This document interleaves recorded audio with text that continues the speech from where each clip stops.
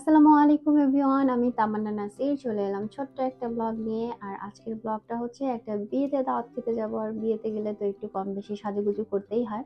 তবে আজকে চিন্তা করেছি একটু ভালো মতোই সাজুগুজু করব। তবে আমি আই মেকআপটা একদমই সিম্পল রেখেছি, কারণ আইল্যাশ লেন্স এগুলো পরলে তখন আর আই মেকআপ অত গর্জিয়াস আসলে দরকার হয় না। মানে বেসটা যদি সুন্দর হয় তাহলেই সুন্দর লাগে। তো আমি ভিডিওটা টাইম স্লিপে দিয়ে দিলাম, না হলে আসলে অনেক বড় হয়ে যাবে ভিডিও। আর দেখা যায় কি, ডিটেলস ভিডিও যদি ওইভাবে করতে চাই তাহলে আবার সাজের সময় বেশি লেগে যাবে। আর ২ লাড্ডু-পাড্ডুকে ম্যানেজ করে সাজা অনেক মানে কষ্টের এবং সময় সাপেক্ষ বিষয়। বিশেষ করে আবরার তো চলে আসে সবকিছু নিয়ে যেতে। সে আমাকে দিয়ে দিবে, তাকে আমি দিয়ে দিব, এরকম একটা ব্যাপার-স্যাপার।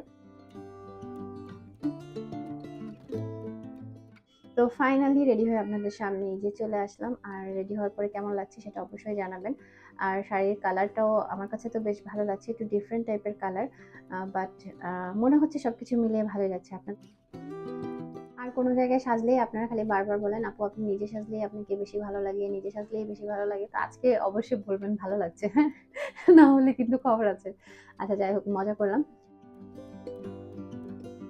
সেন্টারে হচ্ছে বিয়ে হচ্ছে, সেখানে আসলাম। আসার পরে ভাবলাম যে আমরা একটু ফ্যামিলি ছবি তুলে নেই। কিন্তু আফিফের মন খারাপ। সে হচ্ছে গাড়ির সাথে মানে গাড়িতে উঠবে আরকি। উঠে তারপর সে গাড়ি চালাবে। তো বললাম, বাবা এটা তো আমাদের গাড়ি না। বাট সে শুনতে রাজি না। আর গাড়িও লক করা ছিল। তো যাই হোক, আবরার খুব জোর করে হাসতেছে। মানে বুঝতেছে না সে আসলে কি করবে। তো খুব কষ্টে এখানে আমরা একটা ছবি তুললাম। এরপরে ভাবলাম যে আমিও একটু একা ছবি তুলে নেই। এত সুন্দর করে সাজুগুজু করলাম, রেডি হলাম। তো একটা ছবি তো রাখতেই হয়। তো তারপরে একটা ছবি তুলে নিলাম। তারপরে রিলসের জন্য এখানে একটু ভিডিও করে নিলাম, হাঁটাহাঁটি করে নিলাম। কিন্তু দেখা যায় কি, রিলস করি ঠিকই কিন্তু পোস্ট করার কথা মনে থাকে না।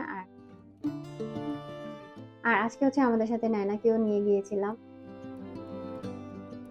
আমার শাড়ির সাথে অবশ্য কারো সাথে মিলেনি। আফিফের আব্বু আর আফিফ ওদেরকে গোল্ডেন পরিয়ে দিয়েছি যাতে কিছুটা হলেও মানে শাড়ির সাথে যায় আরকি। তো একেবারে সিমিলার কালার সবসময় আসলে মেলানো কঠিন হয়ে যায়। আর ভিতরে ঢুকেই আফিফ হচ্ছে গিয়ে বলছে, "চলো আমরা চলে যাই, আমরা বাহিরে গাড়ি দেখি।" আর ছোট্ট সাহেব আবার খুব মজায় আছে। ছোট্ট সাহেব প্রচন্ড রকমের দুষ্টামি করতেছে। তার পিছনে ছুটতে হচ্ছে। তো খুব কষ্টে তাকে এখানে একটু বসিয়েছি। দেন আমরা মা, ছেলে তারপর নায়না মিলে একসাথে খেতে বসে পড়লাম। আর আফিফ আর আফিফের আব্বু হচ্ছে ছেলেদের খাবারের জায়গাটা আলাদা, ওইখানে চলে গিয়েছে।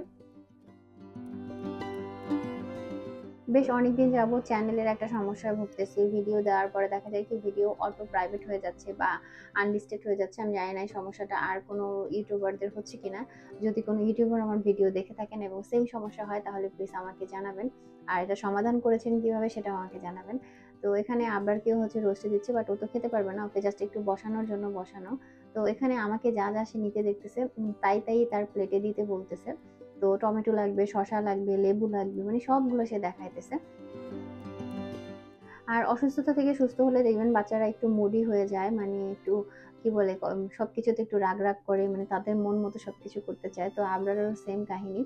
এখন সে প্রচুর মুডি, একদম মানে আমার হাতে সে খাবেই না, কোনোভাবেই রাজি হচ্ছে না। সে নিজে থেকে হাত দিয়ে ও তুলে খাবে। তো বললাম, ঠিক আছে তুমি তুলে খাও।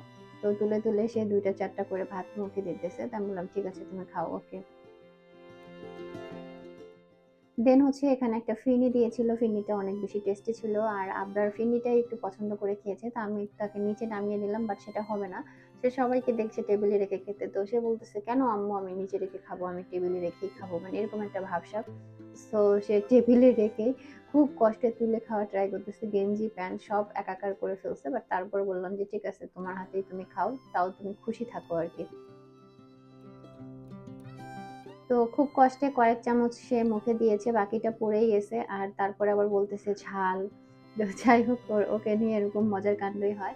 আর এরপরে স্টেজটা ফাঁকা ছিল, কারণ বরকনে খাওয়ার জন্য এসেছে। তো সেই সুযোগে ভাবলাম যে আমরা কয়েকটা একটু ছবি তুলে নেই।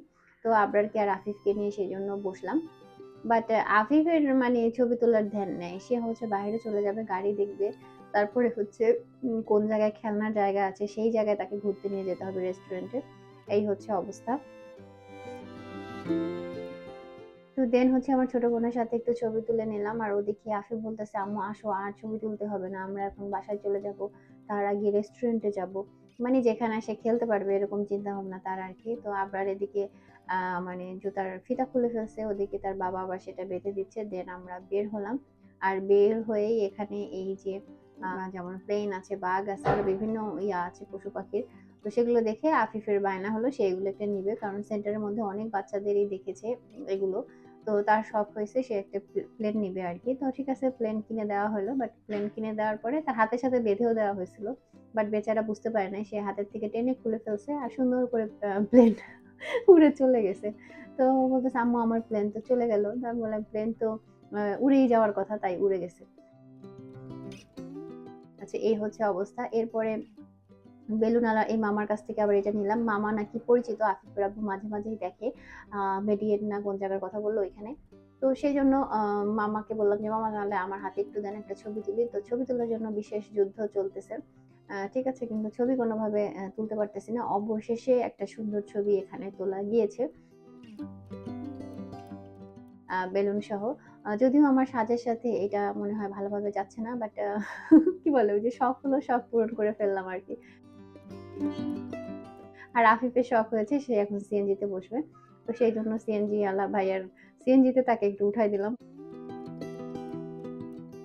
এই কাজ সেই কাজ এসব নিয়ে আসলে অনেক বেশি ব্যস্ততার মধ্যে যাচ্ছে, যার কারণে ডেইলি লাইফের ফুল ব্লগ আপনাদের সাথে শেয়ার করতে পারছি না। তাও কানেক্ট থাকার জন্য ছোট্ট করে হলেও ভিডিও শেয়ার করলাম। ভিডিও ভালো লাগলে অবশ্যই লাইক, কমেন্ট, শেয়ার করতে ভুলবেন না। আর যারা এখনো চ্যানেলটা সাবস্ক্রাইব করেননি এবং ফেসবুক পেজ ফলো করেননি তারা করে দিবেন। আর যারা করেছেন তাদেরকে স্পেশালি অনেক অনেক ধন্যবাদ আর ভালোবাসা। আল্লাহ হাফেজ। আসসালামু আলাইকুম।